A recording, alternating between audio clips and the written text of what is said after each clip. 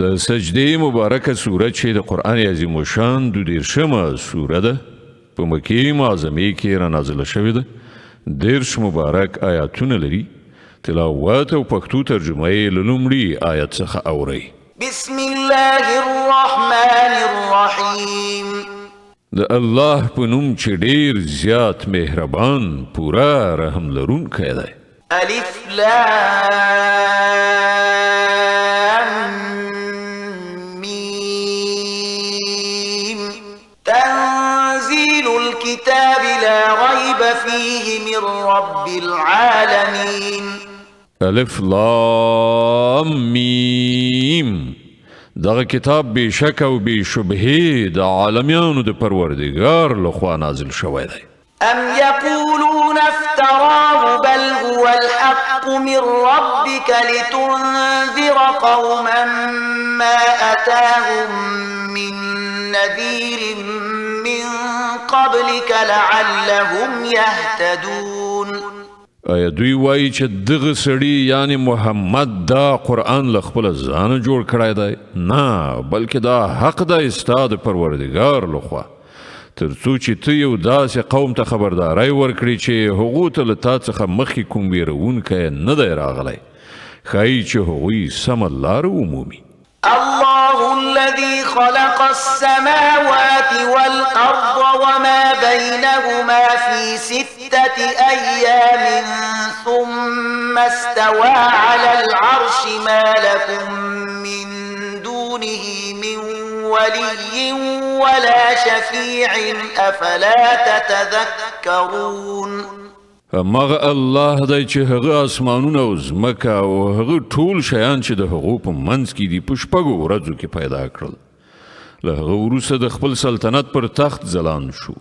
له هغه پرته نه ستاسې څوک ملاتړ او مرستندوی شته او نه څوک د هغه په وړاندې سپارښت کوونکی. نو آیا تاسې پند نه اخلئ؟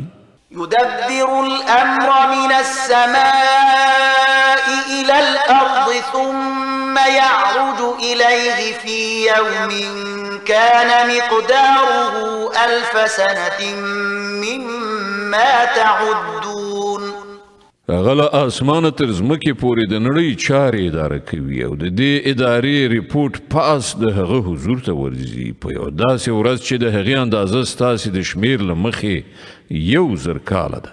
ذلك عالم الغيب والشهادة العزيز الرحيم الذي أحسن كل شيء خلقه وبدأ خلق الإنسان من طين ثم جعل نسله من سلالة من ماء مهين. همغه دی په هر پټ او ښکاره باندې پوهېدونکی برلاسه او مهربان دی. هغه چې هر شی پیدا کړ ډیر ښه پیدا کړ. هغه د انسان د هستونې پیل له پخې شوې خټې څخه وکړ، بیا یې د هغه ذوزات له یوې داسې څڅنده جوهر څخه پیدا کړ چې د حقیرو اوبو په څیر دی. ثم سواه ونفخ فيه من روحه وجعل لكم السمع والأبصار والأفئدة قليلا ما تشكرون. بیا یې هغه ته سمون ورکړه، هغه یې بې عیبه بې نیمګړتیا جوړ کړ او په هغه کې د هغه روح پوکړ او تاسو ته یې غوږونه درکړل، سترګې یې درکړې او زړونه یې درکړل. تاسې بیخي لږ شکر ویستونکي یئ. وقالوا أإذا ضللنا في الأرض أإنا لفي خلق جديد بل هم بلقاء ربهم كافرون. او دغه خلک وایي کله چې موږ په خاوره کې ګډوډ شوي اوسو نو آیا موږ به بیا له نوي سره پیدا کړی شو؟ اصلي خبره دا ده چې دوی له خپل پروردګار سره یو ځای کېدل نه مني. قل يتوفاكم ملك الموت الذي وكل بكم ثم إلى ربكم ترجعون. دوی ته ووایه د مرګ هغه پرښتې چې پر تاسې معزفه کړی شوې ده تاسې به په پوره بشپړه توګه تر خپلې قبضې لاندې راولي او بیا به تاسې د خپل پروردګار لوري ته راوګرځول شئ. ولو ترى إذ المجرمون ناكسوا رؤوسهم عند ربهم ربنا أبصرنا وسمعنا فارجعنا نعمل صالحا إنا موقنون. کاش کې ته ووینې هغه وخت چې دغه مجرمان زوړند سر د خپل پروردګار په وړاندې ولاړ وي. په هغه وخت کې به دوی وایي ای زمونږ پروردګار مونږ خو ولیدل او وامو اوریدل، اوس مونږ بیرته ولېږه تر څو مونږ نیک عمل وکړو. اوس زمونږ باور راغلی دی. ولو شئنا لآتينا كل نفس هداها ولكن حق القول مني لأملأن جهنم من الجنة والناس أجمعين. په جواب کې به وویل شي که مونږ غوښتلی نو لا پخوا به مو هر نفس ته د هغه هدایت ورکړی و، خو زما هغه خبره تر سره شوه چې ما ویلي و چې زه به دوزخ له پیریانو او انسانانو ټولو څخه ډک کړم. فذوقوا بما نسيتم لقاء يومكم هذا إنا نسيناكم وذوقوا عذاب الخلد بما كنتم تعملون. نو اوس د خپل دغه عمل خوند وڅکئ چې تاسې د دغې ورځې ملاقات هیر کړ. مونږ اوس تاسې هیر کړي یاست، نو وڅکئ د خپلو کړو په مجازات کې د همیشني عذاب خوند. د سجده مبارکه سوره چې د قرآن عظیم الشان 22مه سوره ده، په مکې معظمې کې را نازله شوې ده. 30 مبارک آیاتونه لري. تلاوت او پښتو ترجمه یې له 15 آیت څخه اورئ.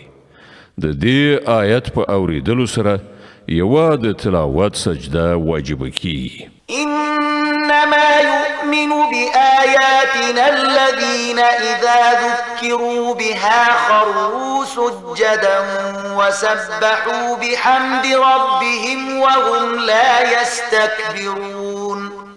زمونږ په آیاتونو باندې خو هغه خلک ایمان راوړي چې دغه آیاتونو په اورولو سره چې کله هغو ته نصیحت کیږي نو په سجده پریوځي او د خپل پروردګار له ثنا ستاینې سره د هغه پاکي بیانوي او لویي نه کوي. تتجافى جنوبهم عن المضاجع يدعون ربهم خوفا وطمعا ومما رزقناهم ينفقون. اړخونه یې له بسترو څخه بیل وي، خپل پروردګار ته له ویرې او هیلې سره خپله غوښتنه وړاندې کوي او څه روزي چې موږ هغو ته ورکړې ده له هغې نه د خدای په لار کې لګښت کوي. فلا تعلم نفس ما أخفي لهم من قرة أعين جزاء بما كانوا يعملون. نو د خوشحالۍ او زیری کوم وسایل چې د هغو عملونو په مکافات کې د هغو لپاره پټ کړای شوي دي هیڅوک پرې خبر نه دی. أفمن كان مؤمنا كمن كان فاسقا لا يستوون. نو آیا دا کېدای شي چې څوک چې مؤمن وي هغه د هغه چا په څیر شي چې فاسق وي؟ دغه دواړه نشي برابرېدای.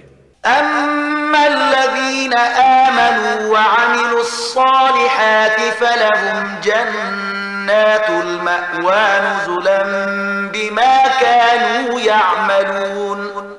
کوم کسانو چې ایمان راوړی دی او غوره عملونه یې کړي دي د هغو لپاره خو د جنتونو استوګنځی دی د میلمستیا په ډول د هغو د عملونو په بدل کې. وأما الذين فسقوا فمأواهم النار كلما أرادوا أن يخرجوا منها أعيدوا فيها وقيل لهم ذوقوا عذاب النار الذي كنتم به تكذبون. او کوم کسانو چې فسق غوره کړی دی د هغو هستوګنځی دوزخ دی. هر کله چې هغوی له هغه نه وتل وغواړي بیرته به په هغه کې وغورځول شي او هغو ته به وویل شي چې اوس د همغه اور د عذاب خوند وڅکئ چې تاسې هغه دروغ ګاڼه. ولنذيقنهم من العذاب الأدنى دون العذاب الأكبر لعلهم يرجعون. له هغه لوی عذاب نه مخکې به موږ په همدې دنیا کې د یو نه یو واړه عذاب خوند په دوی باندې څکو ښایي چې دوی د خپلې سرکشۍ له کړنلارې نه راواوړي ومن أظلم ممن ذكر بآيات ربه ثم أعرض عنها إنا من المجرمين منتقمون او له هغه نه به لوی ظالم څوک وي چې هغه ته د هغه د پروردګار د آیاتونو په وسیله نصیحت وشي او بیا هغه له هغو نه مخ واړوي له دغسې مجرمانو نه موږ غچ اخیستونکي یو ولقد آتينا موسى الكتاب فلا تكن في مرية من لقائه وجعلناه هدى لبني إسرائيل لدین مخکې موږ موسی ته کتاب ورکړی دی نو باید همغه شي په درکول کېدو کې ستا څه شک نه وي هغه کتاب موږ د بني اسرائیلو لپاره هدایت ګرځولی و وجعلنا منهم أئمة يهدون بأمرنا لما صبروا وكانوا بآياتنا يوقنون او کله چې هغوی صبر وکړ او زموږ په آیاتونو باندې باور وکړ نو په هغو کې موږ داسې لارښوونکي پیدا کړل چې زموږ په امر یې لارښوونه کوله إن ربك هو يفصل بينهم يوم القيامة فيما كانوا فيه يختلفون په یقیني توګه به همدا ستا پروردګار د قیامت په ورځ د هغو خبرو فیصله وکړي چې په هغو کې بني اسرائیلو په خپلو منځو کې سره اختلاف کړی دی أولم يهد لهم كم أهلكنا من قبلهم من القرون يمشون في مساكنهم إن في ذلك لآيات أفلا يسمعون او آیا دغه خلکو ته په دغه تاریخي پیښو کې کوم هدایت نه دی په برخه شوی چې له دوی نه مخکې موږ څومره قومونه هلاک کړي دي چې د هغو په مینو کې نن ګرځي راګرځي په دې کې غټې نښانې دي آیا دوی نه اوري أولم يروا أنا نسوق الماء إلى الأرض الجرز فنخرج به زرعا تأكل منه أنعامهم وأنفسهم أفلا يبصرون او آیا دغه خلکو هیڅکله نه دي لیدلي چې موږ د یوې شاړې ځمکې لوري ته اوبه جاري کوو او بیا له همغې ځمکې نه هغه کښت راټوکېږي چې له هغه نه هم د دوی څاروي خوراک کوي او هم دوی په خپله آیا دوی نه ویني ويقولون متى هذا الفتح إن كنتم صادقين دغه خلک وایي چې دغه فیصله به کله وي که تاسې رښتینې یې قل يوم الفتح لا ينفع الذين كفروا إيمانهم ولا هم ينظرون دوی ته ووایه د فیصلې په ورځ به ایمان راوړل د هغو خلکو لپاره هیڅ ګټور نه وي چې هغوی کافر شوي دي او بیا به هغو ته کوم مهلت ورنه کړی شي فأعرض عنهم وانتظر إنهم منتظرون خنو دوی په خپل حال پریږده او انتظار باسه دوی هم منتظر دي